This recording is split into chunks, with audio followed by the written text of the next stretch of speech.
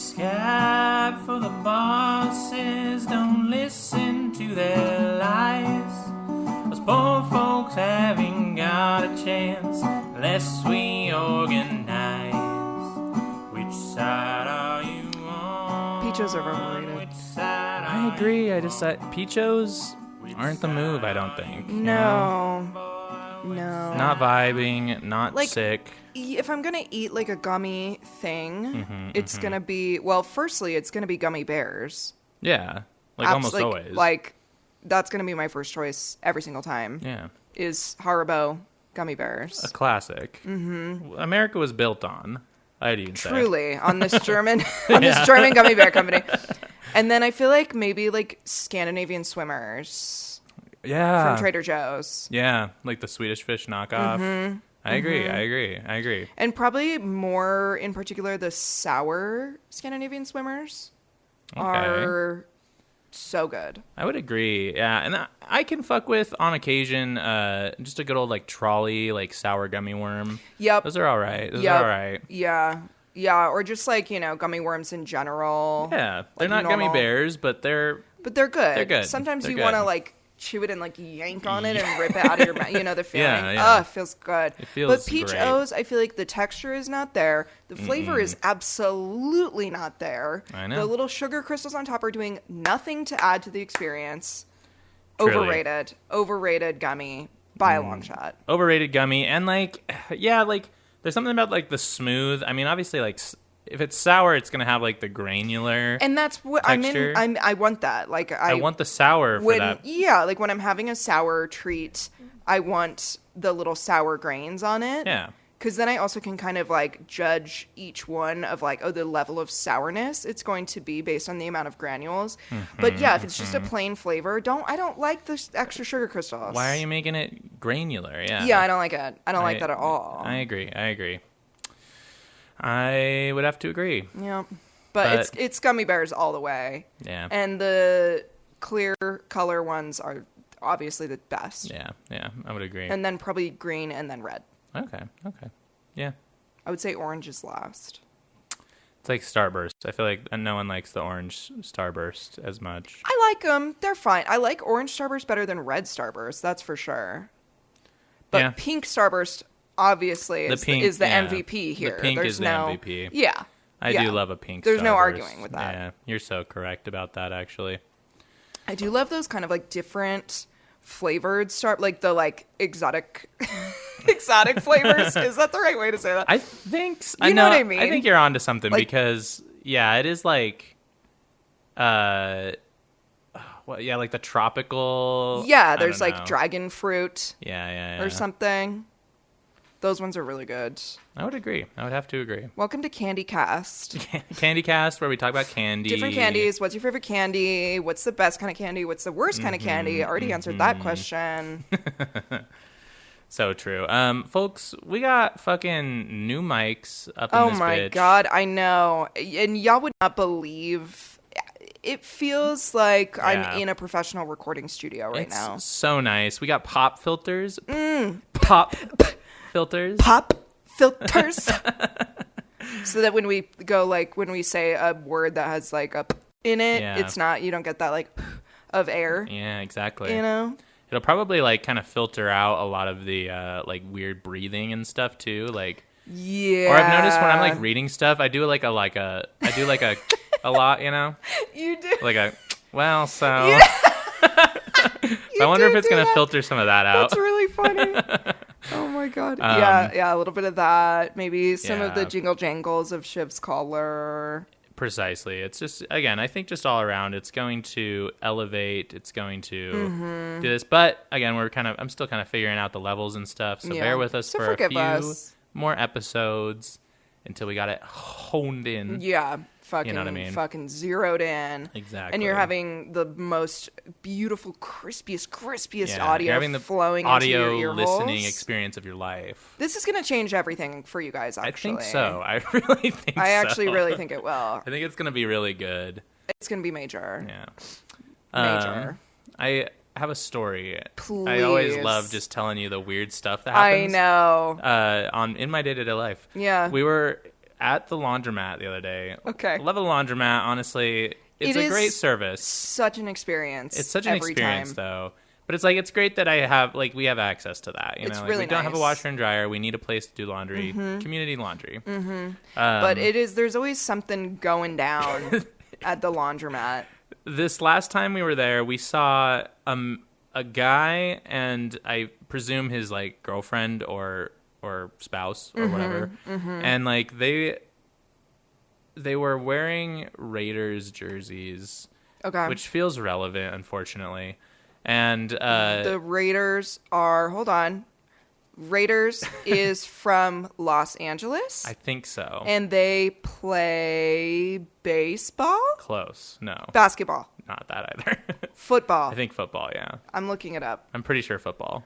We're both like too Yeah. gay to... I don't know. I think Raiders feels like football to me. The jerseys look like football jerseys. Las Vegas Raiders Is that? are a football team. Okay, so they're Las Vegas, not Los Angeles. My bad, everyone. Okay, well. Anyway, but once again, regardless, you're talking to two really gay people here Yeah. who don't know anything about sports. Okay. But they had like 7-Eleven chicken wings. Okay. Like in, the kind of like flimsy 7-Eleven like paper, Yep. like concession stand Yep. thing, like just like raw on the counter at the laundromat. Okay. And they were eating them. Uh-huh. While folding their clothes. And I don't know. I was like, that feels like you're defeating the purpose of these clean clothes. You're getting chicken grease all over your clothes. At least, you're right? Like, if not chicken... sauce. Like, oh, wait, it's like... they were it's... buffalo chicken wings, brother. What? What? I don't know. Why? Okay, wait.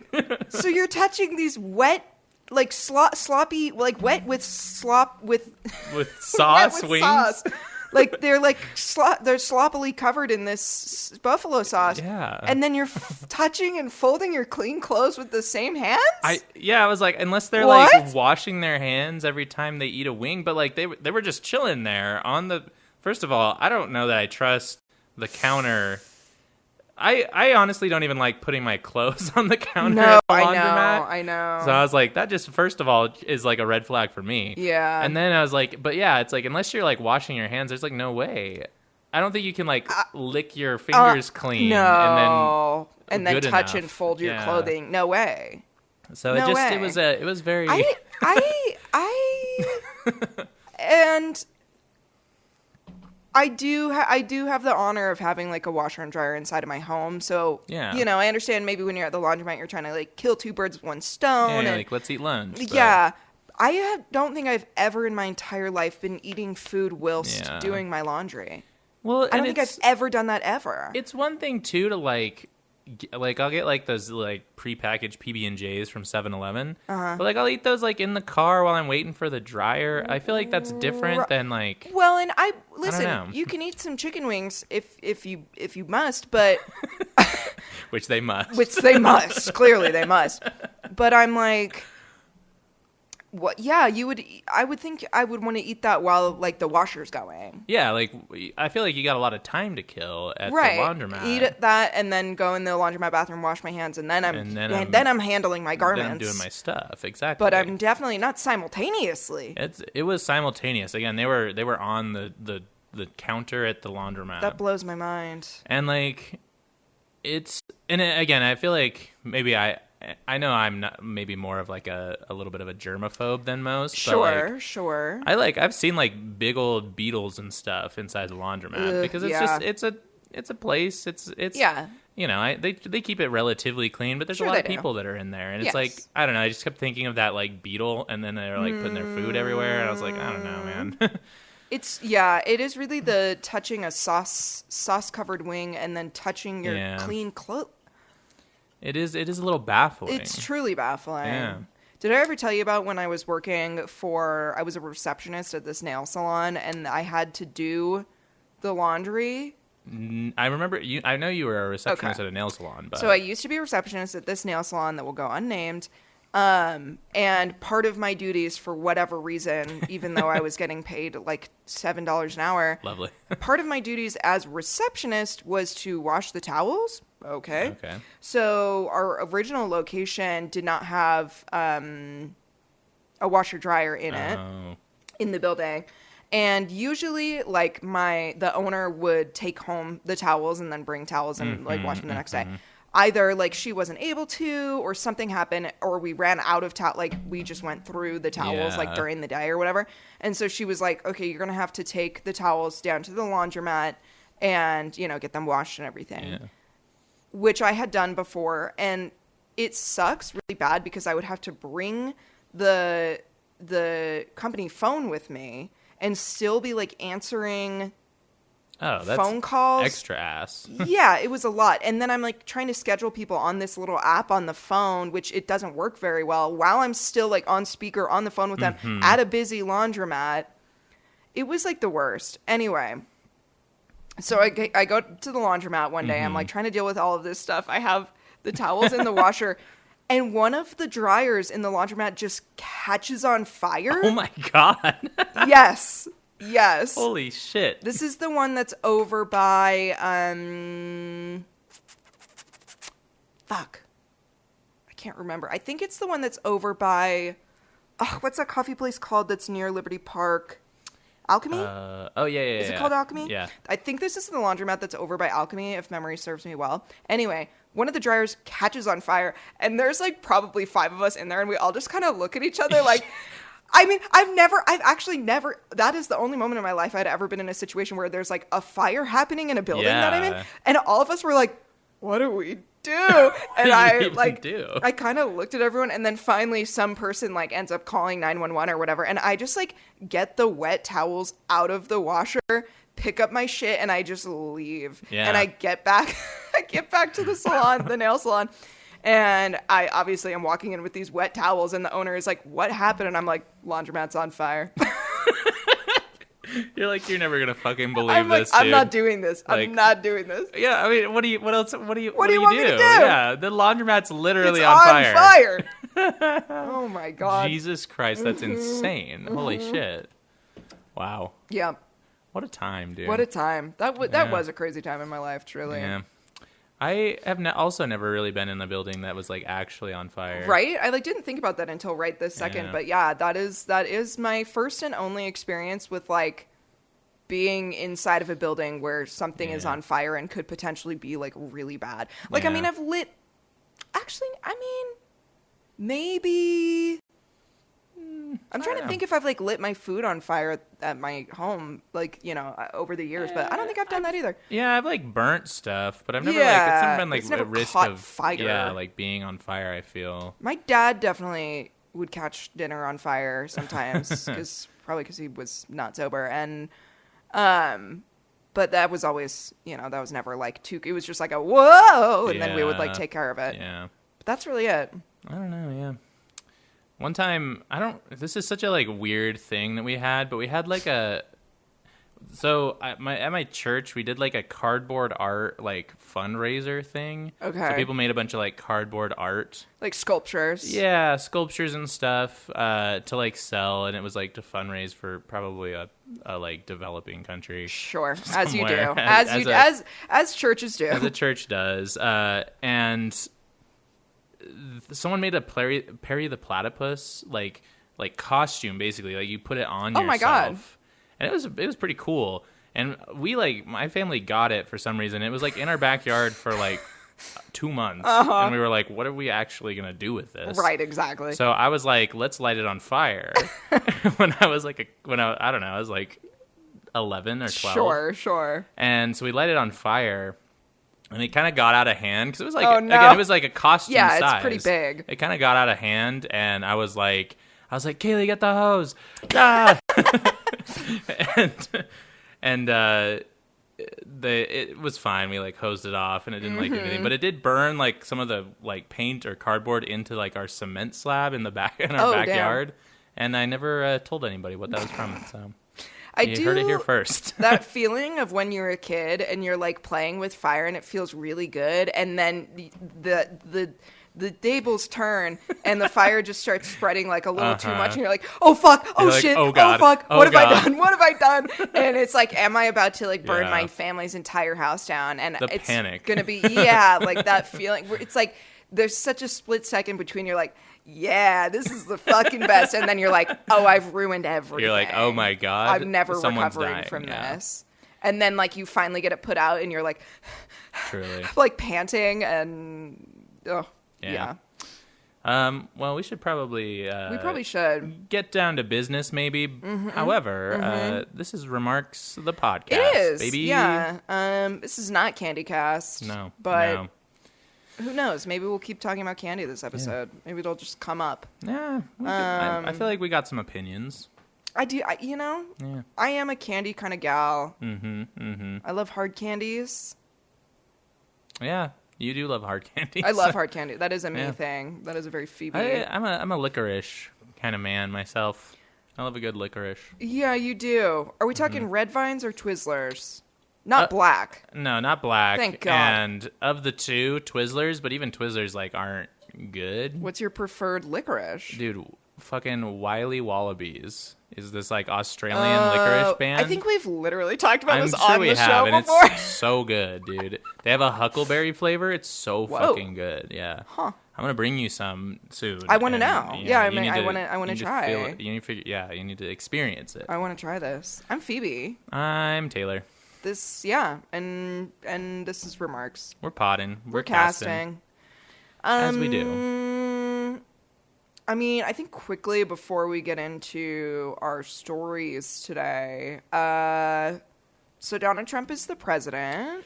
Oh yeah, yes. Yeah, so that's happening. We've talked about it since he's been the president. Yeah, but as he, you know, since he entered the office 1 week ago. Yes, 1 week ago. Wow, has so much happened already. wow, have things gotten bad Wow, already? have things quickly turned so for the worse. Oh, This must be a record. it's crazy how quickly. Ow.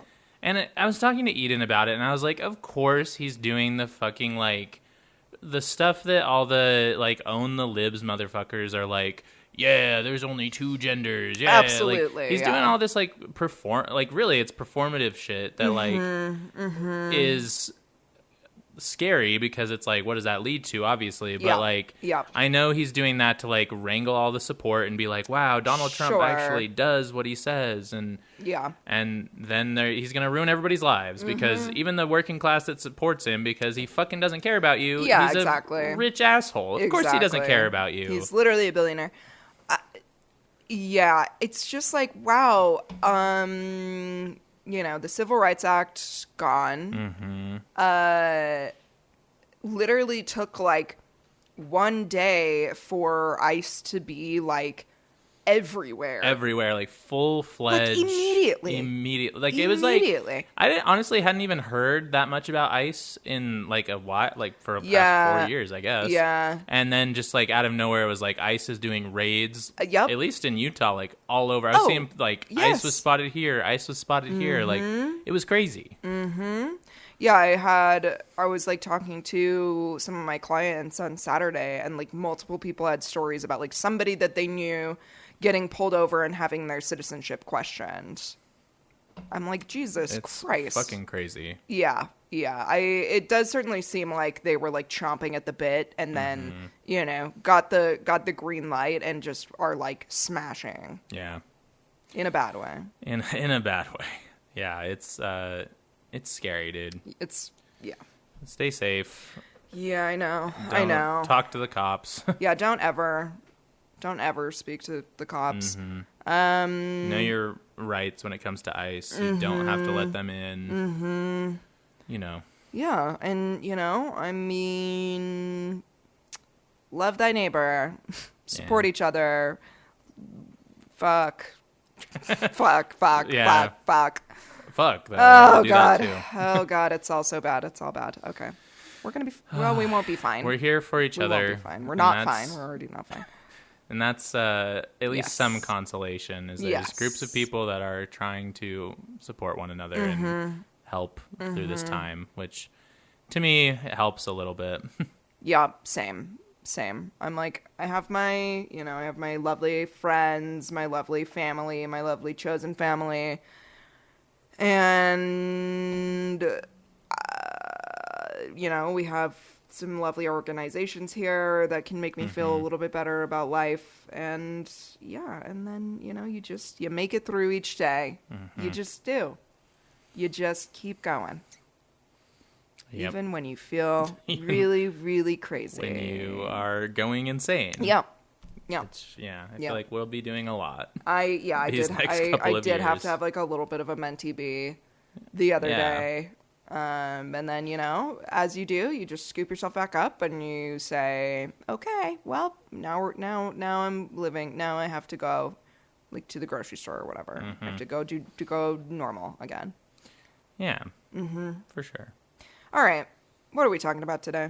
I believe it's prisons. Prisons. Specifically prison labor and how it's kind of fucked. I'll dive in. Yeah. Shall I dive in? All right. We shall. Well, my inspiration for this episode, or I guess what reminded me that this was something that I wanted to talk about, was these obviously horrific, devastating fires in LA. That's another thing, yeah. The planet's on fire. Yeah. Yeah, and that, I mean, wow, these are big and different and anywho, but excuse me, I had to hiccup. The efforts to put them out have required an all-hands-on-deck presence from law enforcement, firefighters, and volunteers. But one of the more unspoken parts about this tragedy, however, is the use of incarcerated men to help fight these fires. The California Department of Corrections and Rehabilitation has a program where inmates can join fire camps, where they're trained with the LA Fire Department to learn how to become a firefighter. These camps are on a volunteer basis, so these inmates choose to participate in these camps. And while there are some positives, a chance to leave the prison and be in the outside world, learn a new skill, help make a positive impact and earn some money. Many people have raised concerns about the criminally low wages these inmates are earning, as well as the use of prisoners for dangerous labor, which is since the beginning of prisons thing that's been going on. These inmates are making less than $30 a day while on duty, and the conditions are extremely dangerous. In 2022, 4 inmates were killed as part of these fire squads, and many others have suffered burns, bone breaks, and other injuries. The United States has a long history of using prisoners for cheap or free labor, using their position in prison as an excuse to treat them as subhuman, providing unsafe work conditions, and paying them little to no money for their work. Last week I was talking about that documentary 13th, and it's literally about this, how there's a loophole in the 13th Amendment that just makes it legal to still do slavery if you're a prisoner. Oh, pretty much. It's crazy how, and I'll get into it when I do mine, but how when you referring to convicts, it was so easy to slip into referring to enslaved, just the terminology. I was they kind of, it is they're prisoners. They're not enslaved at birth. It's not the same, but right. Yeah, it was the situations were so similar. I was yeah. There was times where I was typing enslaved when I was I meant convict or convicted, Right. Yeah, we've talked about it before on the show, but it's literally, they just basically turned the slavery industry into the prison industry. This is why all of our laws are terribly racist. Yeah, no, pretty much. One of the strangest and perhaps most inhumane examples of this abuse of prisoners is the Angola prison rodeo. Louisiana State Penitentiary is a maximum security prison farm. Believe it or not, that is a thing. A prison farm. Prison farm. Okay, wait, yeah. So they do farming. Yes, on the prison. That's cool. Yeah, it's great. It's great. There is to this day a fully functioning farm on the 18,000-acre property maintained entirely by those incarcerated. Over 2,000 cattle, bred and trained horses, and multiple different crops, including cabbage, corn, cotton, strawberries, okra, onions, peppers, soybeans, squash, tomatoes, wheat, and sugarcane. Shitload of things. The prison produces over 4 million pounds of vegetable crops each year. The inmates running this farm make between 2 and 40 cents an hour for this backbreaking work. So this is massive. It's 18,000 acres, around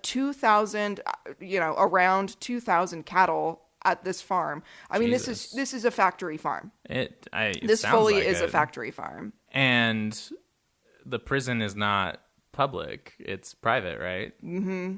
So someone owns this farm. Yes, and I should have written it down, but somewhere within my many different articles here, they do sell to like Tyson and other like these big food companies. It's how the fuck it's crazy. I know. No, I know. You're getting almost free labor. Yes. As a farm owner, and I don't. It's just it doesn't. And then you're seem selling right. to these like gigantic corporations. And yeah. It's fucking crazy that this is allowed, that this is just something that happens. And the thing is like, this is not the only, I mean, I know we're going to get into it, and I know that we talked about it before, but it's like, I think Victoria's Secret it was founded that they were using prison labor to like sew their garments.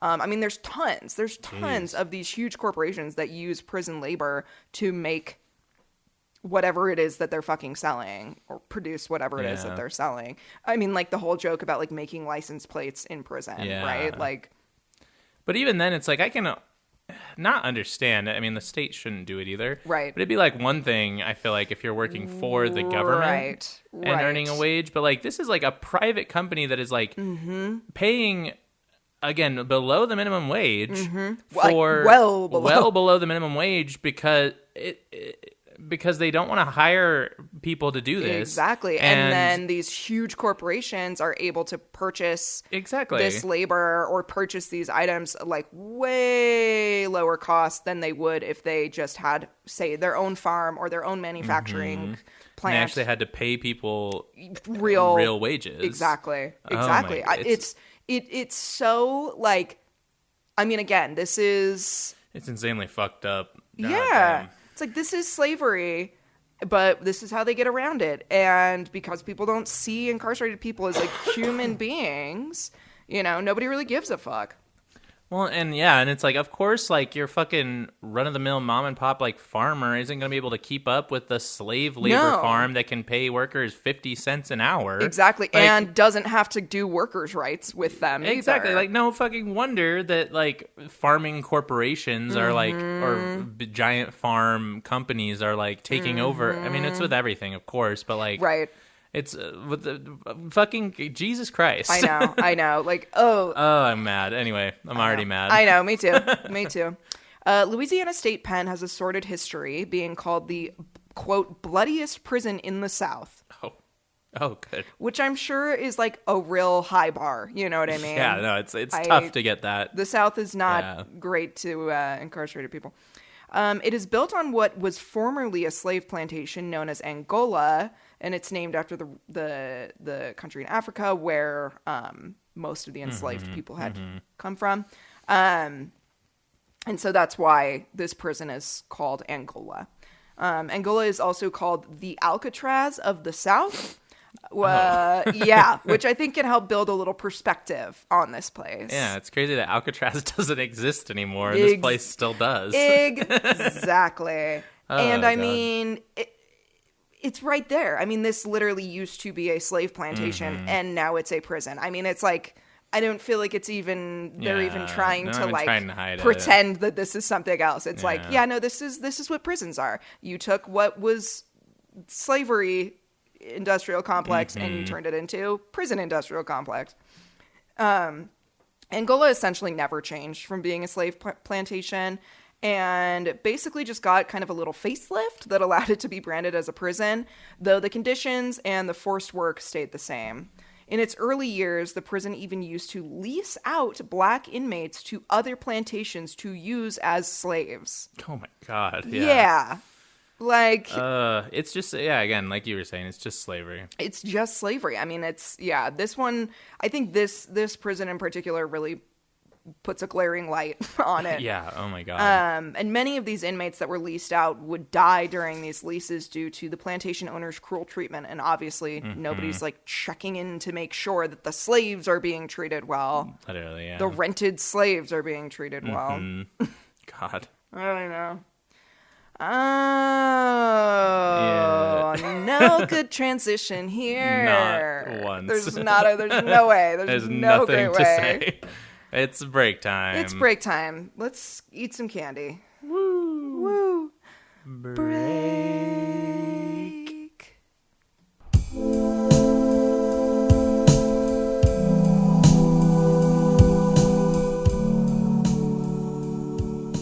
We're back. We're back. So back. So I watched this movie over the weekend called Cat Person. Did you see a trailer for it? No. So the whole I guess idea behind the movie, the whole the tagline for the movie is women are afraid, or no, it's men are afraid that what women will think. Women are afraid that men will kill them. And the whole it's this it's kind of did you ever see Bodies, Bodies, Bodies? Yep. It's quirky like that. It was very okay. There were cutaways, and it was quirky college girl. Right. And these very Gen Z, her roommate is the moderator of a feminist subreddit. Okay. And then so the whole plot of the movie is she goes on a date with this guy, kind of stops feeling the dating this guy, dumps him, and then he stalks her. Or she thinks he's stalking her, and he is shitty. He calls her a whore over text, and it turns out to just not be a very nice person. Yeah. But she thinks that he's gonna stalk her and kill her. Right. And then there's this whole part of the movie where he says that he has cats when they're texting, but then she goes over to his house and she doesn't see any cats anywhere. Okay. And it's he lied about having cats Oh my God. Yeah. Which I thought was kind of an interesting premise for a movie. Right. And then at the end of the movie, it was he did end up having cats. He was a nurse. He wasn't trying to kill her. It was just all coincidence, I guess. Okay. And she I mean, I can understand if you think someone's trying to kill you, being a little on edge about that, but she buys mace and buys a tracking device to put on his car.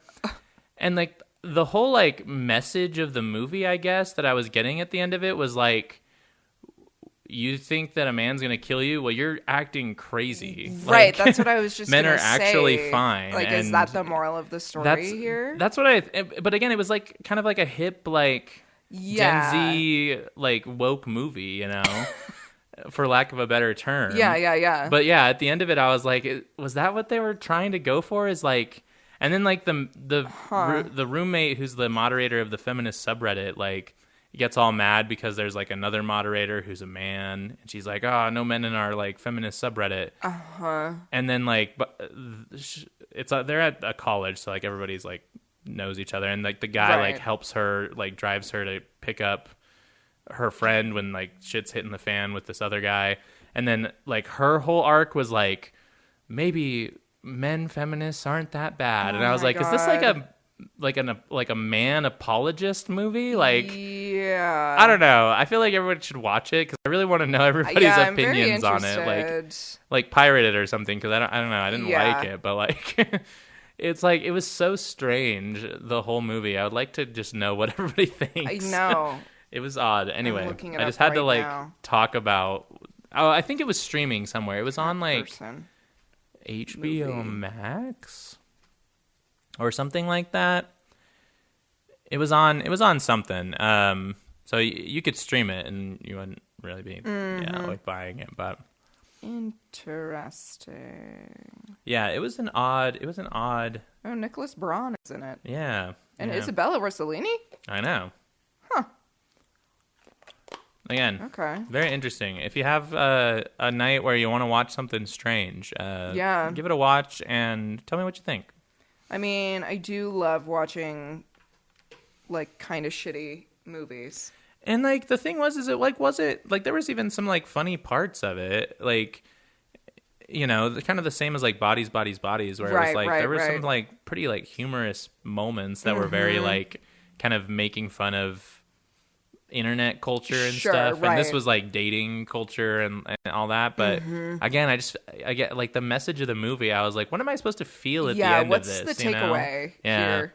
It was odd. Anyway. Interesting. Yeah. Interesting. But anyway, just had to tell someone about that. I was watching the Real Housewives of Salt Lake reunion. Oh, shit. Because I'm all caught up on season 5.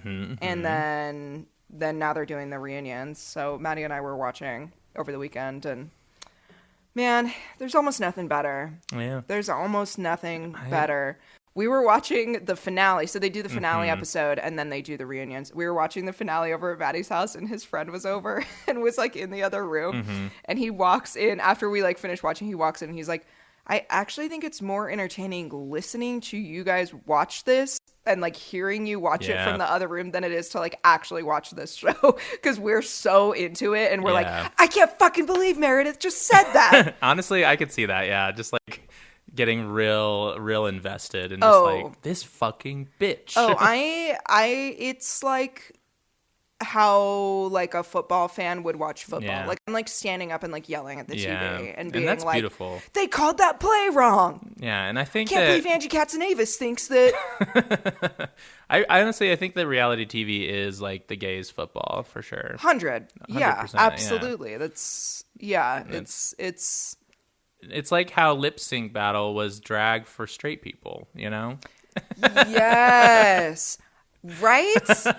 God, that's so true. It's crazy. I don't remember. I think maybe like at a work thing, like one of my like training leaders or something was like, haha, let's watch lip sync battles or whatever. And like I had kind of forgot that those existed. I know, huh? And then watching them again, I was like, so it's just this drag. This is just Drag Race. Literally, Tom Holland is the one where he is in drag. Yeah, I know.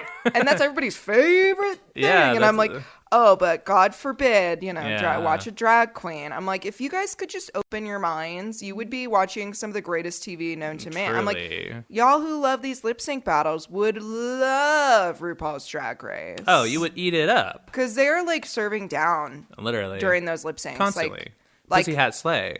Literally. Yeah. They're like doing backflips and shit. I know. It's crazy. Yeah. Anyway. Lip sync battles. Sometimes... I know, because, again, it was like everybody's Mormon mom, like looking up Jimmy Fallon fucking lip sync, Jimmy Fallon lip sync battle clips on YouTube. Exactly. Fucking Jimmy Fallon. Yeah, I hate that man. He's probably not even that bad, but like, it's just him. It's like shtick. Yeah, it's just shtick. I can't with his shtick. Like he's so bad at being a TV host, and that's his whole job. And that's like that's what you were hired to do. And he's bad at it. Yeah, you're not good. And he's so awkward, and he thinks he's so funny, and he's not. Anyway, I gotta calm down. Jimmy Fallon, can't handle him. All right, should we dive back in here? Conditions were awful at Angola. Long work hours, poor quality food, abuse from guards and other prisoners, and racial tensions caused frequent violent outbursts. Inmates were worked so hard and treated so cruelly that in February of 1951, 31 inmates sliced their own Achilles tendons. Oh my God. I know. Ow. As a protest of the prison's conditions. Yeah, I mean, that's intense.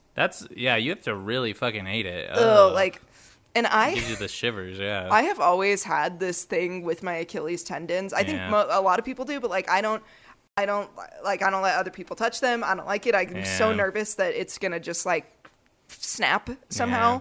And it's like my least favorite like horror kill.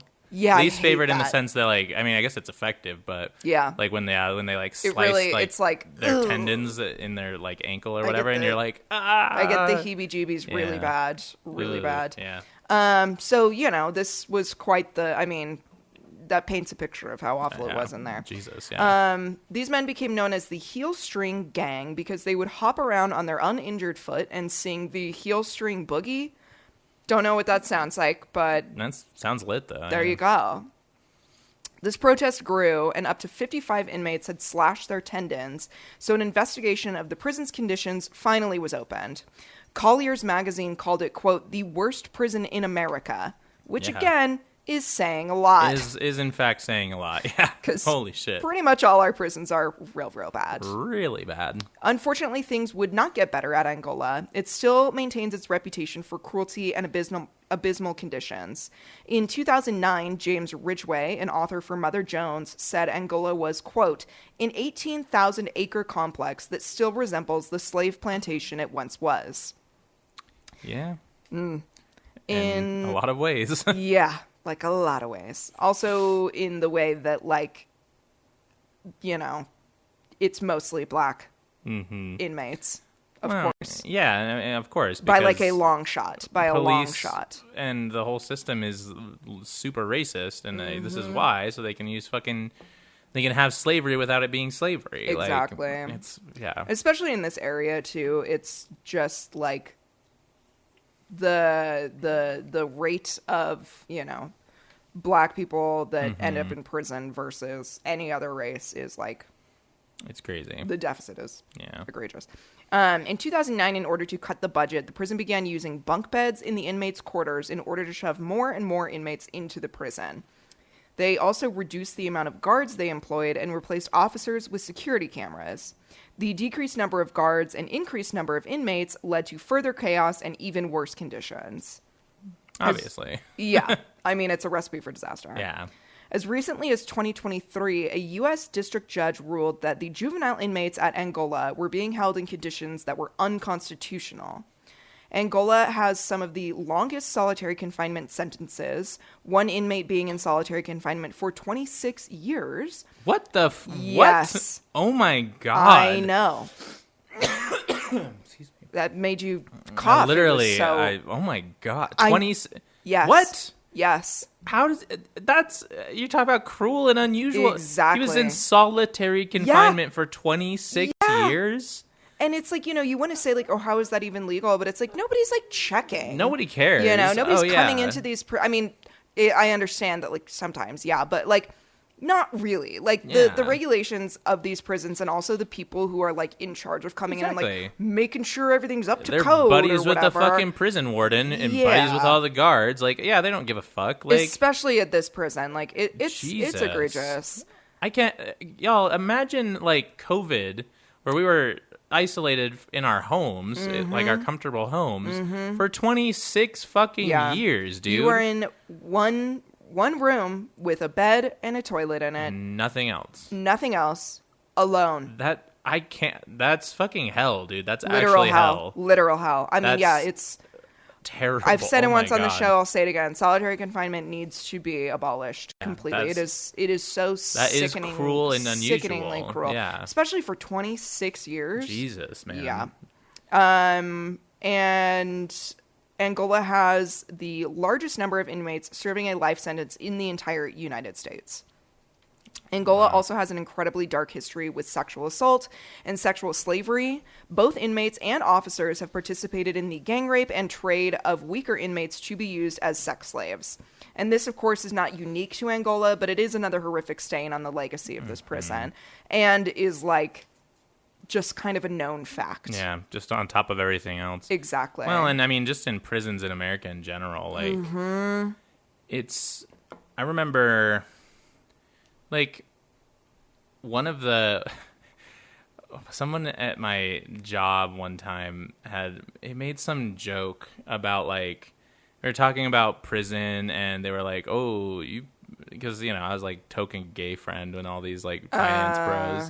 And it was like, oh, you probably love prison because of this and that. What? And I was like, did you just make a like rape joke to me? You know, And like, a homophobic joke? and a homo at the same time. What? Like, yeah, that was a crazy one. That was a crazy Jesus. one, and like it was. I don't know. I mean, it wasn't fine, but like they apologized. Sure. After I like was like, that's not. You're like- you don't fucking say that, dude. Like, No! it's not funny. Like, Good God. I'm glad that at least like we are finally kind of as a culture being like, just because it's a man, like rape isn't funny, you know, Yeah, or just because it's a exactly. prisoner, like rape isn't funny, Exactly. you know, because every fucking early 2000s comedy talks about going to prison and dropping the soap, Yep. and then it's like, ha ha ha, it's because rape, right? Yeah, It's not funny. Like, yes. And it's crazy how, like, I mean, it just really speaks to our society. Like, it's crazy how, like, just normal and totally ingrained that joke was. Like it just flowed off his tongue. Like, he yes, was just like, these ha, ha, people ha. are treated as subhuman, and the chances of them getting assaulted in prison are, like, through the roof, and it's literally like a colloquial little joke. And to we just say. laugh about it because they are prisoners. Right, so it doesn't They count. don't have any rights, yeah. I think I was telling you this. I went to this Halloween party, and the amount of, like, cop, like, the girlfriend is, like, a sexy cop and the boyfriend is a prisoner. I was like, what? Yeah. It's, Like, I was just like, I didn't think we did this anymore. like, why? Yeah, like, ugh. Yeah, I don't like it. I know. Anyway. I know. In May of 2024, several inmates, along with an advocacy group known as Voice of the Experienced. Wow, Shiv is Shiv is juiced up right now, dude. Shiv is ready to go. running around crazy right now. Voice of the Experienced made an emergency filing to stop work on the prison farm line. Temperatures were already at 88 degrees and climbing. Healthy inmates were literally collapsing in the heat, and inmates with known health issues were sent out into this heat as well, which put their lives at serious risk. Yeah. Which, I mean, yeah, already if you're, like, a healthy person, doing back-breaking, grueling work in 88-degree heat is not good, let alone if you have, like, any sort of health issue. True, and I'm sure the temperature was just rising, because... Completely. Where did you And say it's this humid. is at? Louisiana. Oh, yeah, fuck. Nah, dude. Humidity makes everything 10 times worse. Awful. Like, Just awful. the It heat. feels like you are cannot breathe. in a Like, soup. it's crazy. Yes. The farmline work in Angola is particularly grueling because Angola has not updated their farm equipment in decades. Prisoners are using manual tools or even their own bare hands to harvest the crops.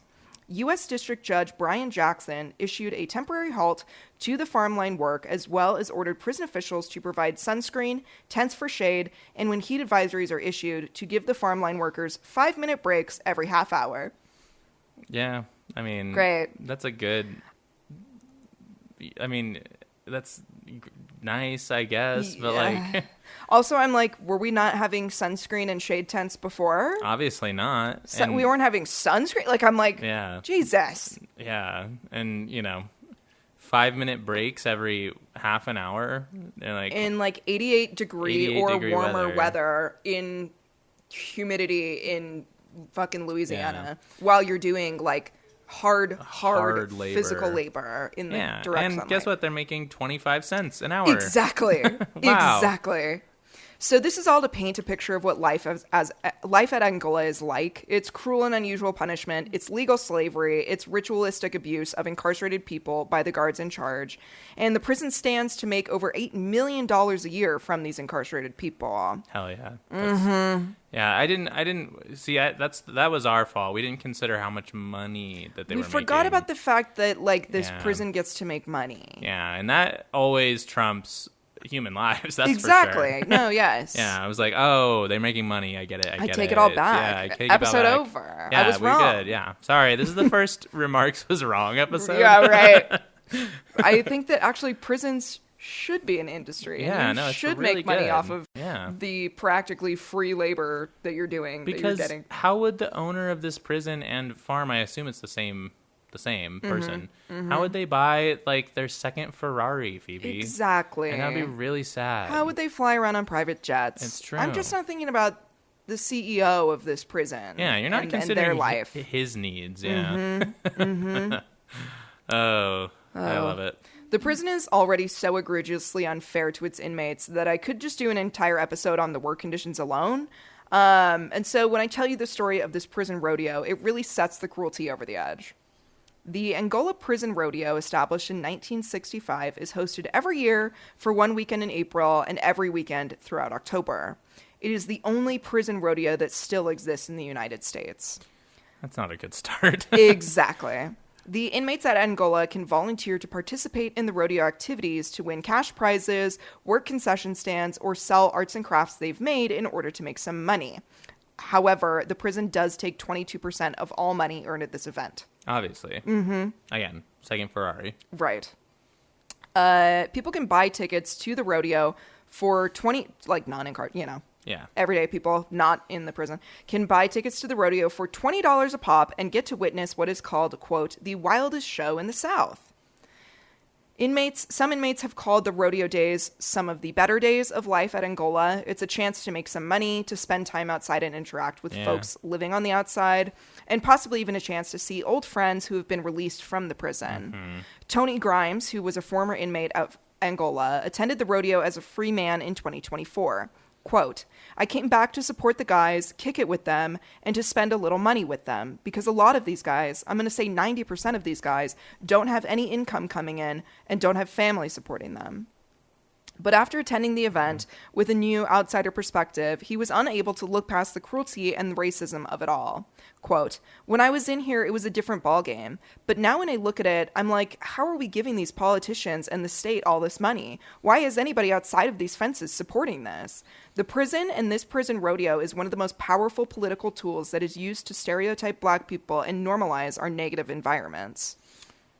Well said. Extremely well said. And it's true. And I mean, the thing is, like, while it is a volunteer position to be part of these rodeos, it's like, okay, yeah, but the incentives that are there are almost make it like, I mean, it's an unfair power dynamic, right? Like, you're like, well, maybe I'm risking my life in these rodeo events, but I might be able to see my family or my friends. I'm going to be able to like interact with other human beings that aren't like the guards or the other prisoners. Right. I'm going to be able to like breathe some fresh air and do something that's different from like the insane fucking backbreaking farm work that I'm doing every day. Like maybe I can get a minute, and you stand to earn money, which you can send to your family. You can use at the commissary. Like it's, so there's this like unfair balance of like, sure, it's volunteer, but like, yeah, but you're kind of like, this is some people's only chance to like get cash or to see family or to see anybody that's not a prisoner. And just have a break. Like, exactly. goddamn, have like anything that's different. Just like, like even like a semblance of like a normal interaction with other people. Exactly. Yeah, but I can see how, it would like put on display very like racist. And again, like you're basically supporting the prison by going to this thing. You are. I mean, you directly are like. And another thing that like one of the, let me see if I can find it. Was it? Which article was it? Well, was it this one? Hold on, give me 2 seconds. One of these articles that I was. Oh yeah, it was this one. This article from Capital B News about this rodeo was saying how, to start off the rodeo, they sing the Star-Spangled Banner, quote, and proclaim land of the free. The watchtowers and primarily Black men locked behind fences reveal the deep contradictions. Oh, God, which, how American. How American, and how, like, I don't know, the hypocrisy levels of like singing the Star-Spangled Banner and then having prisoners do like a gladiator show for you is just sheesh. Okay. Oof. The Angola prison rodeo holds events that are extremely dangerous and that are banned at all other rodeos in the U.S. God. I know. There's convicts poker, where 4 inmates will sit at a card table and a bull is released and will repeatedly charge the players. Whoever is the last player seated at the table can win $200 to $300. Yeah, it's like chicken. Yeah, I think I've seen, I mean, not the Angola one, but I've seen like that thing happen in a rodeo. Not live, but I've seen videos of it. Sure. You have Guts or Glory, which has 25 inmates chasing a 2,000-pound bull that has a $500 poker chip suspended between its horns. Whichever inmate is able to retrieve the chip from between the horns wins the $500. There's the Wild Horse Race, where 6 wild horses are released with ropes attached. Teams of 3 men per horse will chase after the horses and attempt to grab the rope and hold the horse still while one member of the team mounts the horse. Whichever team crosses the finish line first wins. And I couldn't find what the cash prize was for this game, but I'm assuming there was one. Yeah, probably. I mean, so this is just like... It's gross, It's dude. a clown show. Like, it's such a... It's like, you know, did you ever watch Squid Game? Yeah. Okay. Oh, yeah, duh. We talked about it on the fucking show, Phoebe. You know the part in Squid Game where you like discover that there's like these like super rich people watching this? Like that's how this feels. Yeah, is like absolutely. Oh my god, it's like, oh, I can't even believe this is a thing. It's so patronizing. Like yes. the fucking like, oh, you want to get $500? Dance for your money. You want to get $500? Go get it off of between a bull's horns. Go get like the fucking convict poker game is literally sit there and get rammed by a bull and try not to like fly out of your seat.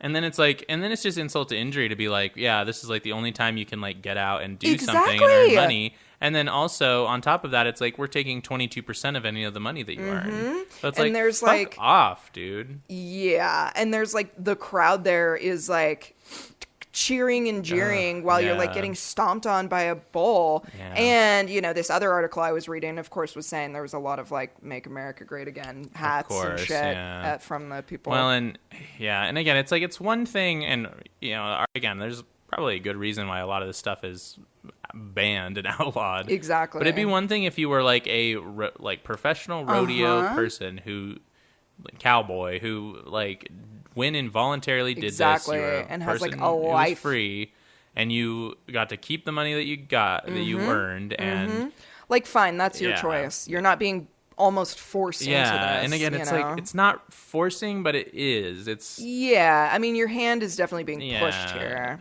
for sure. And you know that they are pushing them to do this stuff because it probably makes the fucking prison a ton of money. It does. In fact, I will tell you. Yeah.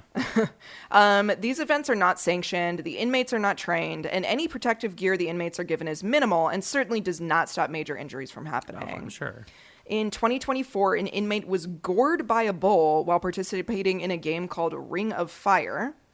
Aldry Lathan, who was an inmate serving a 65-year sentence, has participated in the rodeo repeatedly. He's broken multiple bones, suffered several concussions, and dislocated his shoulder. Still, he volunteers to participate each year. When asked why, he simply responded, "Money." Yeah.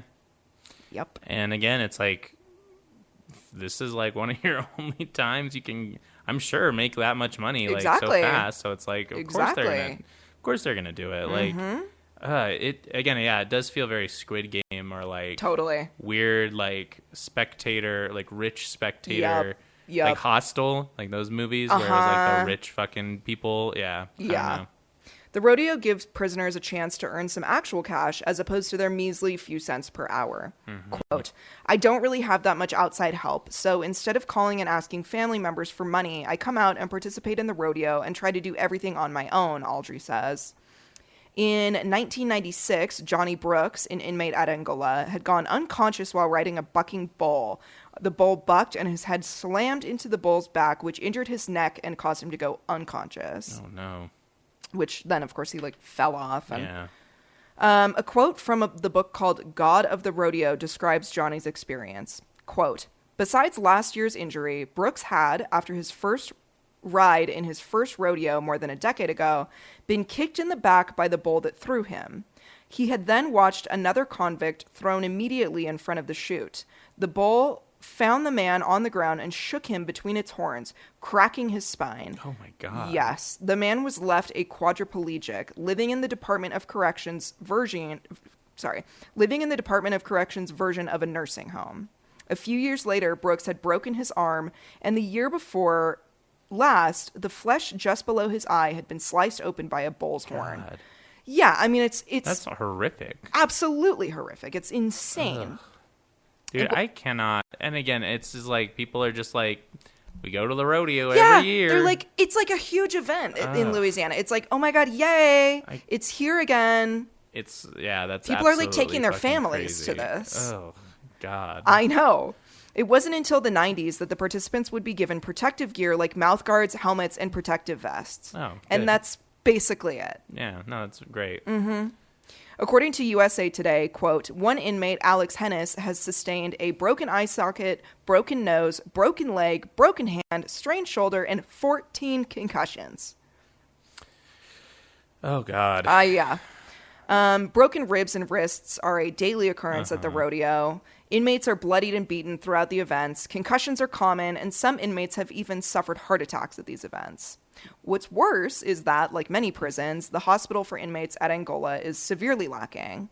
In 2015, a class action lawsuit was filed on behalf of 6,000 inmates at Angola who, quote, needlessly suffer from serious injuries, including severe pain, preventable sickness, and untimely death as a result of prison officials' failure to provide constitutionally adequate medical care.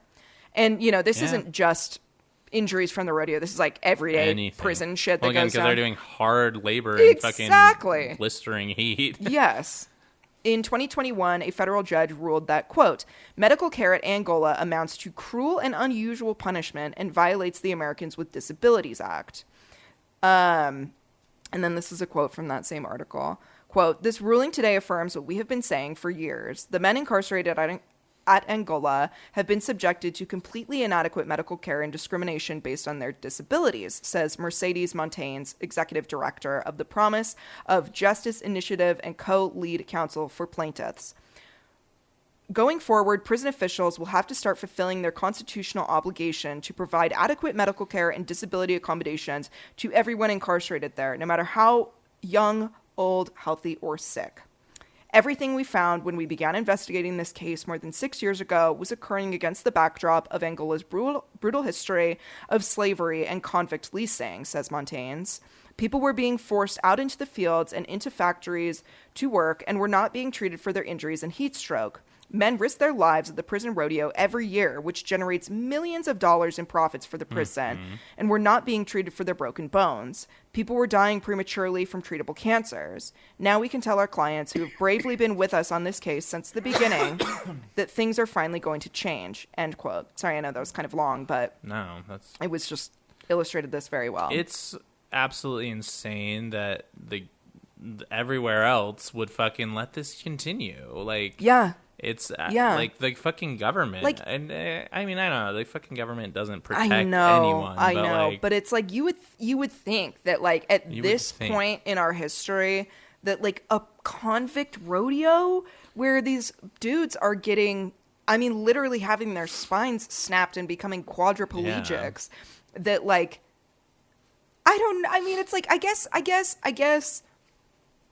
I feel this way so often where I'm just like, does nobody else see the like level of like depravity here? Like, is anybody else seeing this shit right now? Like, this is like kind of one of the most evilest things that exists ever. Is like, we're going to take these convicts who are, you know, already being treated absolutely horrendously within these prison walls, and then like make them put on this dog and pony show for us. And they're like getting thrown around by these bulls and like injured in big way. I mean, it's just, and then you're going to pay $20 and like eat a hot dog.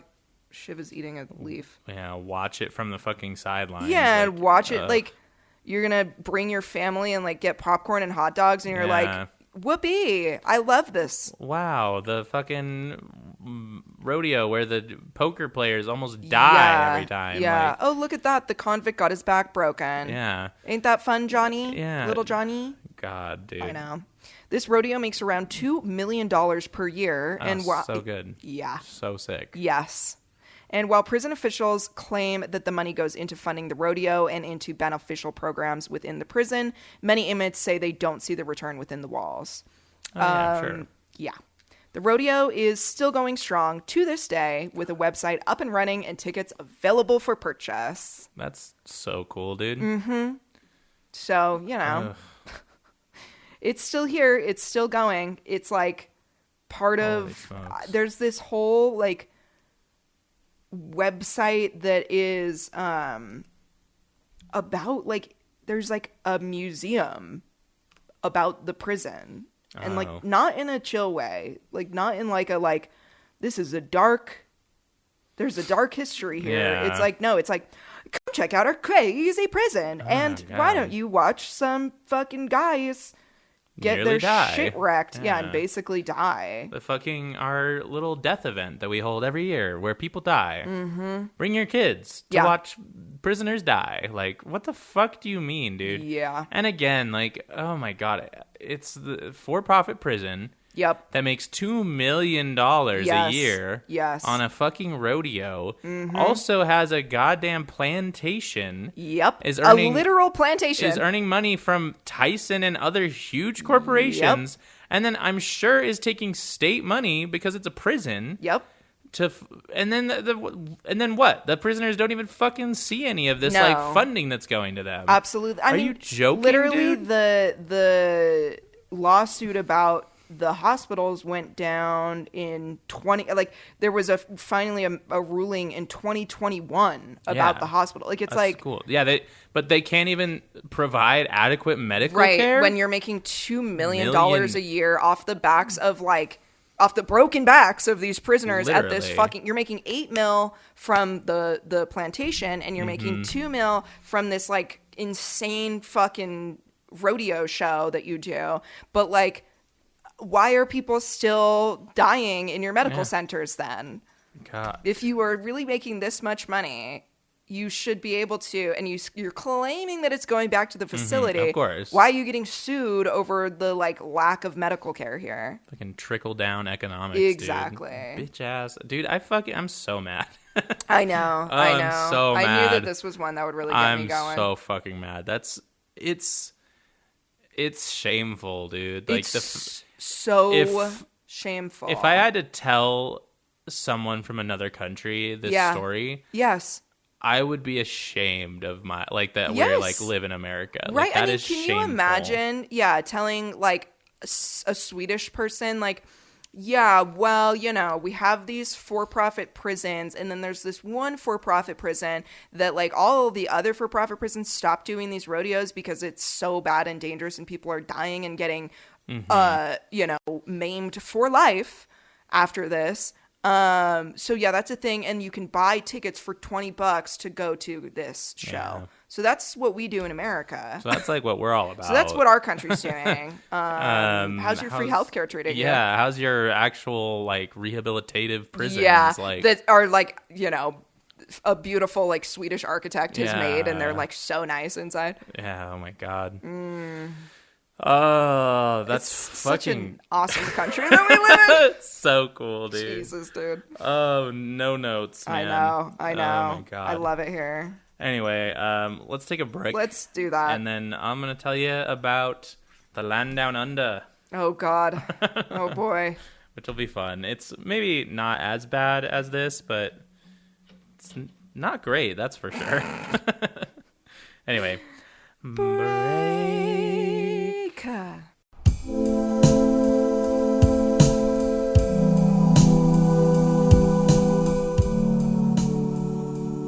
We're back. We're back. We're so back. We're unbelievably back.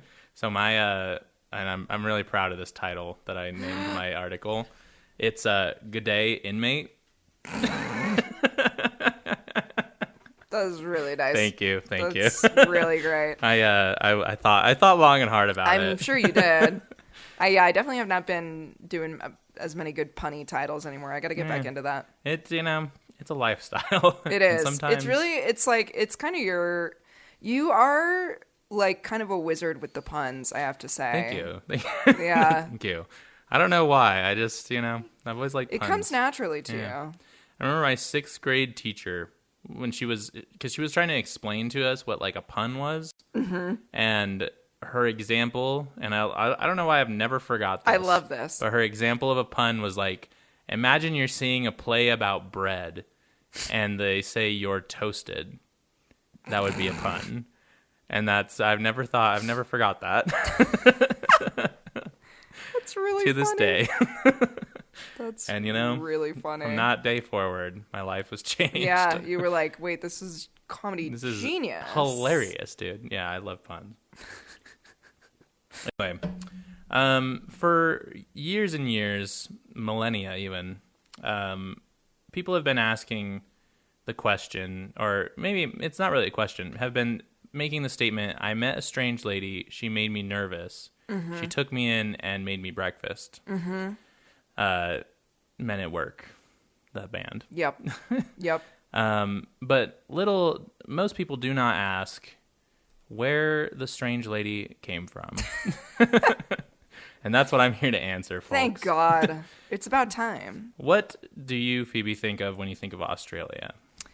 Okay. I think of kangaroos. I think about Sydney. I think about Finding Nemo. I think about the fake Australian personality that I used to have. Your alter ego. My alter ego, Chloe. Chloe. I think Phoebe does a crazy good Australian accent. I am really good It's at it. actually crazy. It like is unhinged. you've convinced random people Yes. that you were from Australia. Yes, it used to be in my earlier 20s. It was kind of my favorite little game to play whenever we would like go out Yeah. to the bars or whatever. I would just pretend to be Australian, and it was like, how many people can I convince that this is real? And it's a lot. It was shocking when you Yes. would tell me. Yeah, It's and honestly, so if I funny. didn't know better, I would have believed it myself.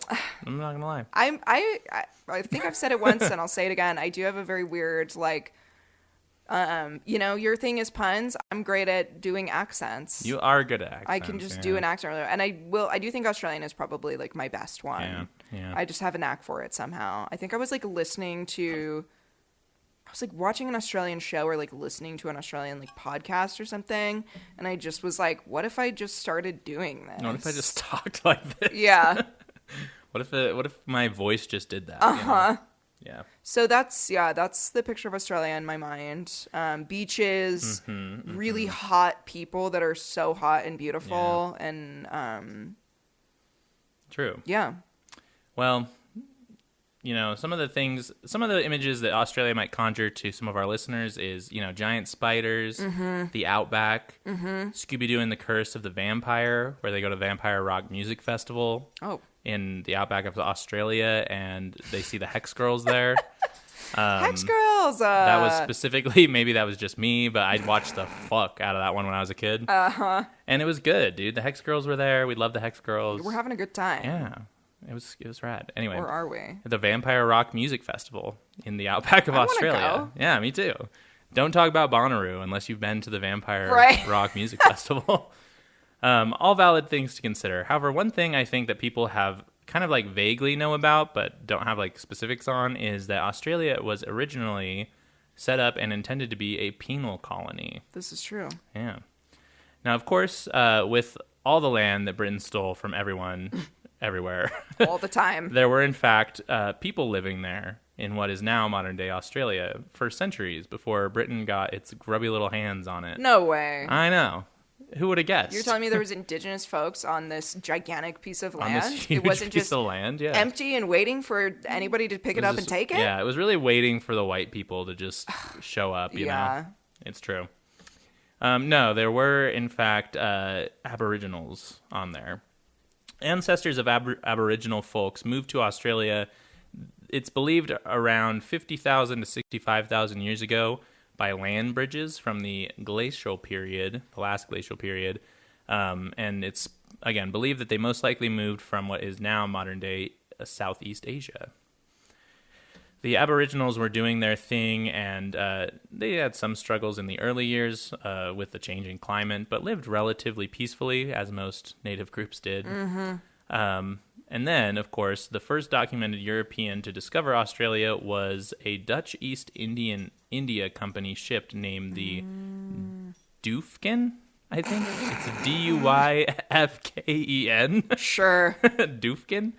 That stumbled Of course upon... it's got some fucking... Yeah, fucking Stupid the Dutch name. East India Company would be a fun episode too because Oh, that would be a... they are fucked up, dude. Yeah. Want to talk about? Everybody wants to talk about the horrors or like the atrocities of communism. Let's talk about the Dutch East India Company for a second, brother. Yeah. Capitalism in its purest form. Uh-huh. All right. But yeah, so that they stumbled into Australia by accident in 1606. In 1616, another great name, Dirk Hartog Oh, boy. landed on an island off of Shark Bay in West Australia.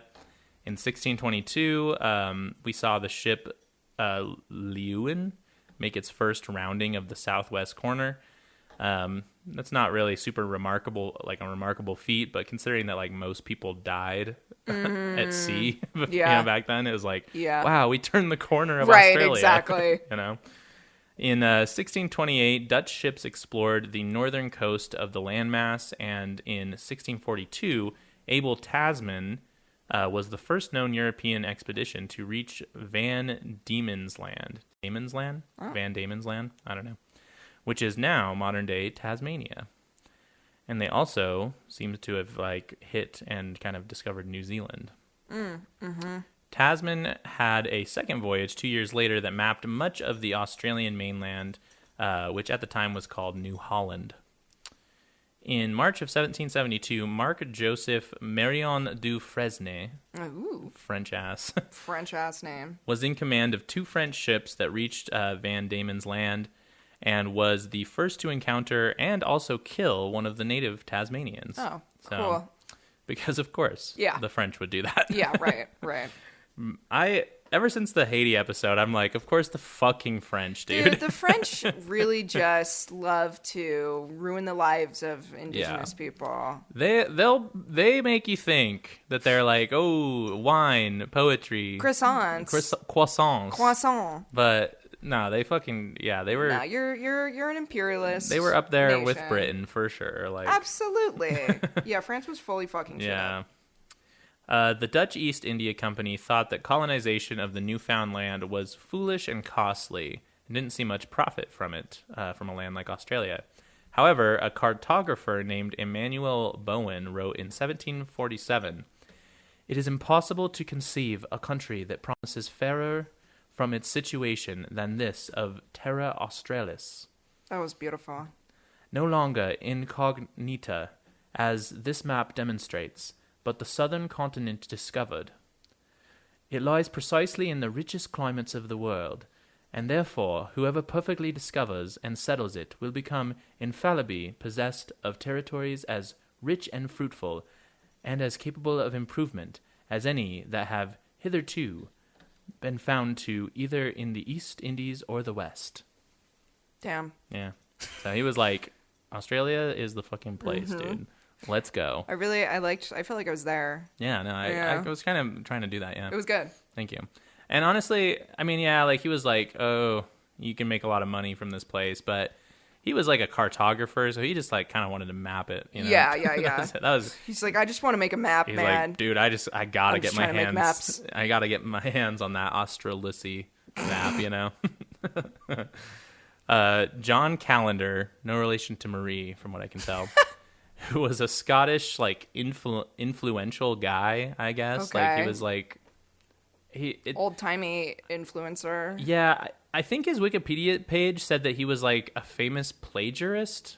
He plagiarized things. Okay. I don't know if that meant something back then. Right, if it means something different than if he copied books down for people or something. Right. Or if that was he was bad and stole a bunch of stuff. I don't know.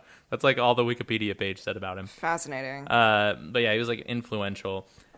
He proposed in 1766 using the South Sea or Australia or something in that region as a colony for British convicts. Even Sweden wanted a piece of that Australisi Sweden? action. No. I know. Because their king at the time, Gustav III, wanted to establish a colony at Swan River in 1786, but it was unsuccessful in his attempts. I also want to note that the Wikipedia page during this part that I was reading said that his plan was stillborn, which I thought was a very interesting choice quite a way of to words word that. From whoever wrote the Australian history Wikipedia page. Britain coming off of I pushed the back button. Oh God. No. Here we go. Space. Britain, coming off of the American Revolutionary War, was licking their wounds from losing such a large chunk of their colonies and wanted to restore some of that greatness. In addition, they couldn't just unload all of their convicts over to America anymore. So they were looking for a new place to drop people off and forget about them. Yeah. Which is pretty much what they did. Yeah. They had tried floating prison hulks, which I found out was just a boat. Just a boat with prisoners on them. Okay. You just send them out to sea. They just send them out to sea. Bye. Good luck. And I don't know if that was I'd have to look more into. Right, was there somebody working on? Yeah, these was there ships a captain who was in charge of the prisoners? I mean, it was a sentence. They had to be out at sea for however long or whatever. But that sucks for the non-prisoner person on the boat too. It's true. But yeah, they weren't like a viable long-term solution, and they also had like done a ton of them, and they were just like kind of at capacity. Right. And the British government also didn't want to build more workhouses because it was deemed too expensive. You always got to find the cheapest way to house people that you don't want to remember exist. You got to cut that budget, slice that budget in half. What's the cheapest, least amount of work and money that I could possibly put into this facility? Well, and it's funny too because it's like the workhouses weren't just for prisoners. They were also like, that's why they also called them like poor houses because like poor people would go there. So it's like you could like limit how many people are in these workhouses if you just like did something about the like terrible like unwielding poverty in fucking like Gregarian era Britain. Like, I don't know, maybe pay people more that are working in these workhouses. I don't know. Like something. I don't know. But Sir Joseph Banks was a scientist who had been to Botany Bay in Australia on an expedition in 1779 and devised a plan to send 200 to 300 convicts to Botany Bay to colonize and I quote, not burden the British taxpayer. There it is. Yeah, there it is. So the idea was floating around kind of in the minds of all the like rich and influential people. And, they didn't want to have to look at all their stinky poor people and pay for them. Yeah. Who probably needed to like steal bread to survive. Exactly, and that's why they're in jail. Honestly, I feel like Victorian era like London or like Gregarian era London was probably like a goddamn nightmare to live in. Sounds like one of the worst places if you were like not an aristocrat, Oh yeah, I mean it's like stinks and everybody's mean and it's cold, probably freezing. Fucking England. There's mud everywhere. Yeah, there's probably just I'm pretty sure there's just like literal shit in the streets. Poop. Yeah. So Banks and another man named James Matra revised the plan to have the convicts colonize New South Wales, which is what they were calling that area. That was actually what they were going to call the new settlement that they put there.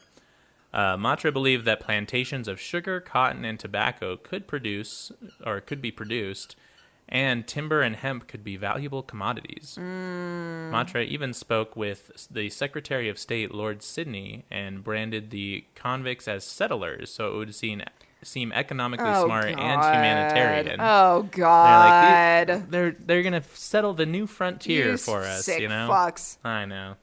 What else do we expect? And like from once Britain? again, they're like, let's use convicts for physical labor. Yeah, no, for sure, because on these plantations, so we can make money off of absolutely their crops. Make money off the crops. I mean, they were already doing that in the fucking workhouses and stuff. Right, exactly. So it's like this is a long, tried and true tradition of the West. Absolutely. Is profiting off of the backbreaking labor of, unfortunately, poor people. Really, actually, just always. Yeah, at the end of the day, people. I mean, it's prisoners are typically poor people. And it's just been poor. It's just been racism and classism the whole time. Right. It's that meme, and it's like, it's been racism, classism, and the person with the gun's like, always has been. Yeah. They're like lifting the Scooby-Doo mask, and they're like, racism, classism. True. Note that they had already tried something like this in Africa in 1775, but it was deemed a failure. But they were like, let's fucking try it again in a further place. Parliament went back and forth as they did. And in August of 1786, the Pitt government, led by William Pitt the Younger, which I feel like that has come up a couple of times recently, that like they used to, instead of saying like junior, they used to say like the younger. The younger, yeah. Because William Pitt the older was the first like prime minister, not the first, but like was a prime minister before his son was William Pitt the Younger. And they announced that they would send convicts to Botany Bay. The first ships of convicts set forth in 1788 to be used for slave labor for the government, while doing the dirty work of colonizing new lands as well. The first fleet of 11 vessels consisted over 1,000 settlers and was officially declared around the Sydney Cove on February 7th of 1788. So they didn't end up getting there. On February 7th, they were like, this is, new New South Wales. He declared it. Arthur Phillip was the first governor of New South Wales, and he was not. I mean, he was just like a free guy who I guess wanted to help out. I don't know. All right. Like I don't know. He was like, I want to go to Australia. Yeah, he was like, free trip to Australia, dude. Down under. Yeah. And I wouldn't call him like a great guy, but I feel like he did at least know like what was needed to survive like the beginning of a settlement. He was like realistic about it, I guess. Right. Most of the settlers were unfit to work due to sickness, probably on the like long ass journey. Yeah, where I'm imagining that their quarters on the ship are not real. Yeah, we'll talk about that more. Oh, good. And even healthy convicts' conditions worsened with the lack of food and the hard labor that was required. And like again, in this case, they really probably didn't get a say. Like they were just like, you have to go here. Oh yeah, no, I can't imagine this was a volunteer Yeah, basis. No, definitely not. A quote from the National Museum of Australia's website: "Convicts were sent to Australia to work. Their sentences stipulated that they work from sunrise to sunset, Monday to Saturday. This was their punishment, but the colonial administration also viewed it as an opportunity for redemption, as Governor Phillip believed that honest sweat was the convicts' best chance of improvement." Of course. So, yeah, that was their whole ethos. The colony was basically on the edge of starvation, waiting for the second shipment to arrive of new convicts and supplies. Jesus. It was reported that 25% of the passengers died on the voyage of the second and third ships due to poor conditions. Jeez. So, like, yeah, a fourth of the people just died. It was reported that the conditions of the convicts and the crew appalled Governor Phillip, appalled him. He was appalled by it. But by 1791, more frequent ships and supplies began coming to the island. Is Australia an island? Yeah. It seems like an island, right? It is. Started coming to the island, which did help the situation a little bit. However, in 1792, Governor Phillips was like, I fucking hate this, and dipped because he nearly starved to death for 4 years. Yeah. At this time, excuse me. At this time, the majority of the European population was still convicts, though there was beginning to be more emancipated free people, so people who had worked off their sentence, free British settlers who just chose to go kick it, and children of those who were convicts but are free, popping up in the new colony. Because Britain kept sending new prisoners and they highly outnumbered the voluntary British settlers, when the new autocratic leader, Governor Lachlan, Macquarie, I think is his name, arrived in New South Wales, he became well known for treating emancipists, is what they would call the emancipated former convicts, as kind of the same as free voluntary settlers. This meant that much of the government positions and the highly respected professions of the settlement were done by former convicts, which is kind of cool. Like they were actually able to like rehabilitate quite a few people. Right. Under Macquarie, the colony established a hospital, a bank, and a currency. So he was an all right guy. I mean, he was probably still sus, but Right. he was like at least not treated like he was like, you got an island full of convicts, of course they're gonna have to do all the jobs. Exactly. Ex-former convicts. Around this time, convicts also established a system of piecework, which allowed them to earn a small wage for extra work they did outside of what the government was requiring of them.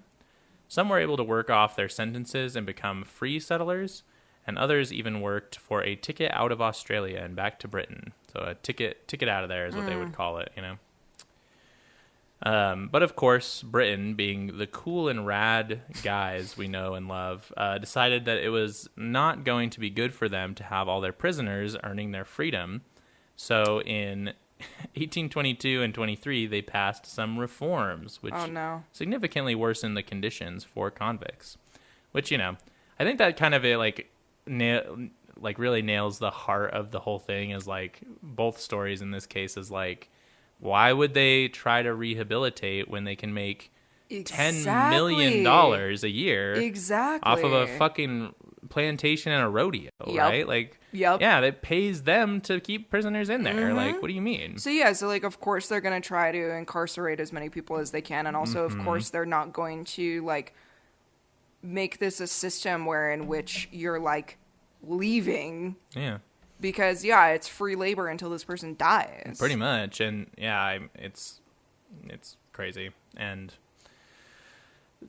money always talks, like, exactly. If you want to know why anything is the way it is in America, it's because it fucking makes people money. Yep. Like, that's truly the whole reason. At the end of the day, it makes like a handful of white guys super, super rich. Yeah, no, they fucking... It's so frustrating. Anyway, the reforms cut rations, limited the amount of wage work, and implemented a secondary penal settlement. So like a prison settlement for the prison settlement.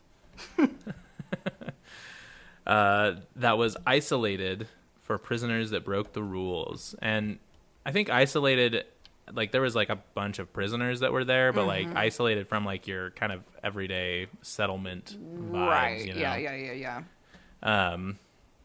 Land grants were I also... love a prison that's so prison-y that it needs a prison within the prison. It's a second prison. I mean, that's solitary confinement, really. Yeah, for really, you, right? though.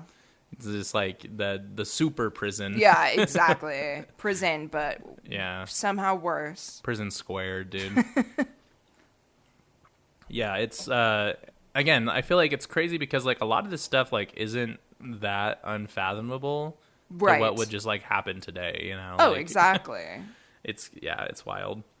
Land grants were also skewed in favor of free settlers with large capital instead of the emancipists.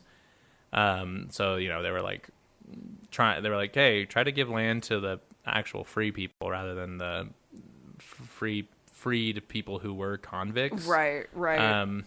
Which is kind of what we see in fucking America, I think. I was going to say. Instead of continuing a system that actually rehabilitated people, they realized they could get more work out of prisoners if they fucked them over for the rest of their lives. And they made it literally impossible for them to do anything after they were out of prison except go back to prison so they could fucking milk them for more free labor or poor, pennies on the dollar labor. Like, yeah. I mean, you said it right there. Yeah. Right? Because it's like, how many jobs can you not get if you're a convicted felon? How many? Literally. Like, I mean, it's kind of and like why? Even if you served your time and then you're out of prison, it's like you still are stripped of so many of your rights. Like, why? I don't understand. Like, if you committed a crime supposedly on our free land and you did your time for it, you did the thing that we say you have to do, and then you come out, why do you have to then mark that you're a convicted felon for the rest of your life? Right. What's the point? Like, yeah. And I can almost even see like the sex offender registry and stuff like that. Like, sure, I understand safety and things like that, but having to mark on your job applications that you're a convicted felon after you've served 20 years, like why? Exactly. Like, you can't vote now because you did something 20 years ago. Right. Like, what the fuck do you mean? You served your time and you paid your penance or what have you for this crime you supposedly committed, and it's like, okay, so you should, so you did it. You did the thing, and like you should get to have your life back now. But of course, you don't. Be a normal person again. Like, what? Again, yeah, you can't. They still make you like. I listened to a podcast. I want to say it was the Adam Ruins Everything podcast, and he was like talking with a guy who was a convicted felon, but like went to school in prison, had like a 4.0 GPA. I think he became a lawyer.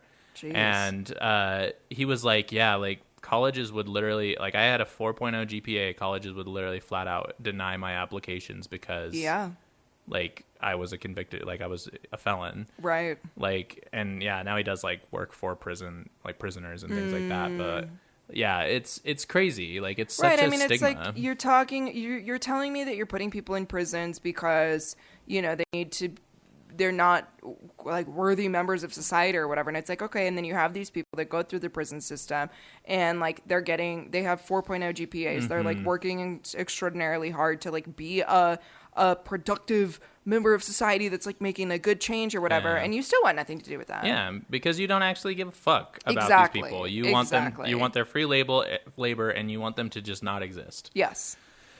Anyway. I know. Convicts, obviously arriving after reforms, were less likely to own land, marry, or start a family. Sure. Which again, kind of defeats the purpose of like the whole settlement thing. Yeah, right? exactly. But on the plus side of things, because women, especially in the beginning, only made up about 15% of the convicted settlers, many women achieved very high statuses for the time. A good example is that 1/3 of the shareholders of the first bank of New South Wales were women. And they were, of course, more likely than male prisoners to get married and start families. Which is kind of funny that like 1/3 of the shareholders were women in a place where, in a settlement from a government where women couldn't like own property. Yeah. Like, yeah, crazy. The settlers, of course, free and emancipated, began to settle into Aboriginal land and displace the native people. This would consistently erupt into violence between the two groups. Aboriginal groups were also rewarded for returning runaway prisoners, which further fueled the distrust between settlers and the indigenous people. Yeah. But again, like the indigenous people were like, you just showed up here. Like, I don't Right. know. And now we just have to deal with this? Yeah, now we just have to deal with this, and you're like going to offer me money to like chase down, like, or, you know, whatever, offer like goods and or whatever to like chase down convicts for you. Like, I don't know. In 1830, the number of free settlers finally exceeded the number of prisoners, and the numbers continue to grow and grow every year until pressure from the free folks to stop sending convicts to their settlement convinced Britain to stop, which that took place in 1868 was when they stopped sending convicts to Australia because they were like, well, it's an actual colony now. Right. It is believed that about 20% of Australians are descendants of prisoners in our modern day, including former Prime Minister Kevin Rudd. Who I guess like his great something grandma was a prisoner in Australia.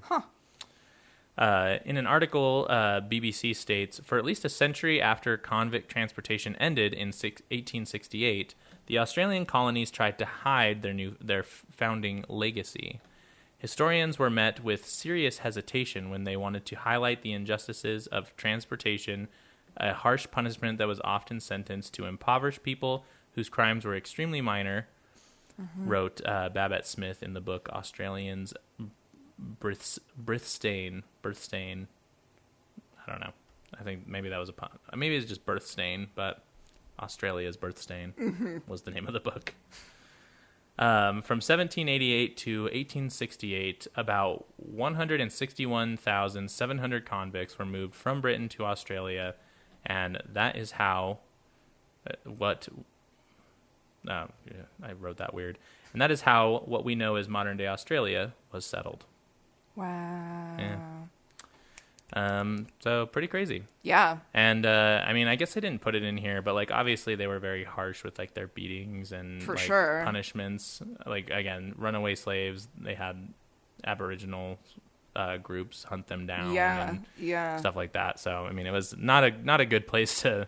Yeah. Especially in the beginning, but it's weird because it was like they almost like out of necessity kind of had to rehabilitate some people. Right, yeah, because otherwise then it's like you don't actually have a colony here at all. It's just... Yeah, until they just like didn't anymore and they were like, oh, there's enough free people that now we can just like fuck over prisoners and make a bunch of money. So yeah, it was kind of an interesting thing, but so we've been doing it for forever, dude. Yeah. It's the Western way. Yeah, we're so good at it. Yeah.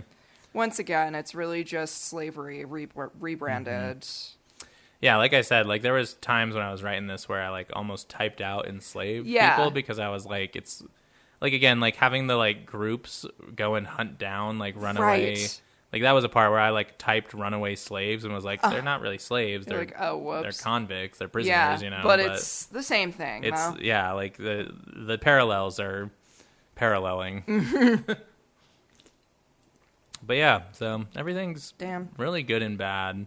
Yeah. Not even good. It's just bad. Not even good. I was gonna make the joke where it's like things are fine and great, but I just You said didn't have it bad. in your heart. No, it's bad. Elon Musk is fucking Nazi saluting. Oh my god. Oh my god. And like watching people like bend over backwards to try to like justify like, oh, I he know. didn't know, it wasn't that, he didn't know what he was doing. Like, Elon Yeah. Musk is not fucking dumb, dude. No, like, he's not like he knows what he's doing. Oh my god, yeah. I'm like what else can you call that? What do you else mean? could you possibly? What do you mean? Like, it's the universal, like, we all know Yeah. what it is. Like, Yeah. that's why we don't do it anymore. Or Exactly. nobody does it because oh my it's, god, yeah. I know. I'm like, oh my fucking god. Oh my fucking. This is okay. Yeah, this is where we're at. This is good. This is our country. And Oh my god, and fucking Donald Trump has some like dumbass fucking meme coin that Oh, he's God. like pushing. of course he is. Yeah. And That I'm like, is that I mean, the question is that allowed? It really doesn't. it doesn't fucking It's matter not. You anymore. can't really ask that anymore Yeah. because the answer is yeah. Anything's allowed. because he can, yeah. Anything is allowed. Nothing is off the table. Ugh. But God, I mean, it's just I fucking hate these people so much. And the thing is too is like they're in their last 4 years of Trump, and so like they're just throwing it fucking all out there. That's they exactly. do not give a fuck. That's like, I mean, like we were saying, it's like it's been a week and like shit is hitting the fan at quite the accelerated rate. Yeah. And yeah, I mean, yeah, they're no holds barred, like all of the worst shit that they can possibly conjure up Yeah. in their crazy little minds. It's crazy that because like passports, if you had the like not specified non-binary check mark, like your Yeah. passport's just invalid now, and Like that's fucking, I don't know, man. That's scary. Like, it's terrifying. That's so you can't leave. Like, Yeah, you know who else can fucking leave? Like Jews in Germany. Like, exactly. oh my god, it's Exactly. It's not good, dude. No, it's really, really, really bad. Like, yeah. And yeah, we are. I don't know. I try to not be like alarmist as much I know. these days Me because too. like, you know, we made it through 4 years of Trump before. Like, I'm Yeah. hoping that it's, you know, a lot of the shit that he does is just that temporary, like his like fucking Muslim ban or whatever. Right, Like, right. you know, it's just shit that's like, you can't actually do that. Come on, you know. Yeah, yeah. But like, man, some of the stuff is like just it's eerie. It is extremely eerie, and it certainly feels. Yeah, I don't know. It's just, I just am like, wow, we were on a we've been on, but certainly are very well on a really dark trajectory here that like is shaping up to look like some of the worst atrocities in human history. Yeah. And like, again, we've been new. America is fascist at its core. Completely. But like, it's, and again, it's really like the culmination of like so much centrism. And Yes. again, like I saw this meme the other day that I was like, I know this, but just like seeing it put so like bluntly was just like, it was like radical left and it was like, I want to make sure everybody is fed. And then it was like radical right. And it was like, we need to exterminate certain groups of people. Yes. And then it was like a centrist being like, I can't decide which one's better. Yes, I saw that exact same one, and It's I'm like, they both have points. Like, what do you mean? What do you fucking mean they both have points? Like, yeah, oh God, dude. It's right. It's again, it's eerie, and I'm like, how do people not see the correlation? Like, Right. you can't leave now if you have a the non-binary check on your. Again, that's fucking Nazi Germany shit. Yes. Like, what do you mean, dude? Yeah. Like, I don't know, man. It's I don't know. I'm just ranting at this point. No, but... I know. Well, and it's like, and then, to bring it back, it's like the cherry on top is like, then, like we're doing shit that very much is Nazi Germany shit, and then on top of it all, like the new secretary of whatever the fuck his dumbass fake ass job is like is literally doing the Nazi salute on national television at the inauguration, and you're like, this really just encapsulates where we are at now, and it's rad, and we're supporting a genocide over in Palestine, and people are starving to death, and everyone's rights are getting taken away, and holy shit, everything sucks. Yeah, things are bad. Things are really, really bad. Yeah. What? But anyway, you want to plug some stuff? Oh god, yeah. If you want to follow our Instagram, at Remarks Podcast. Twitter.com or x.com, whatever the fuck you want to call it. Stupid bitch asshole.com is at Remarks Pod. Phoebe, how's the letter writing going, by the way? Oh my gosh, yes. Speaking of prisons. Yes, speaking of prisons, it's great. I, received another one, and it was so lovely and wonderful, and yeah, I'm loving this. Prisoner Correspondence Project. Look it up.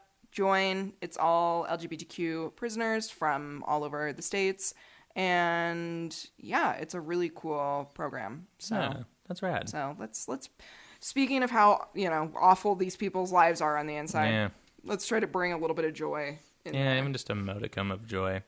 I know I need to sign up and do something like that too, because it would, I don't know. This is any little tangible way you can help anything is a W. It's like nice for me too, because I get this like letter that's like really, I mean, sometimes there's some sad stuff. Like he was telling me that like, he's like, yeah, the meals around like holidays used to be really good and now they're just total shit, and the food in general is total shit. Yeah. So like there's definitely some bummer stuff in there, but like a lot of it is just like, I don't know, I mean, it's just connecting with another person, and it's like fun to get a letter in the mail, and it's like lovely to learn about a complete stranger's life.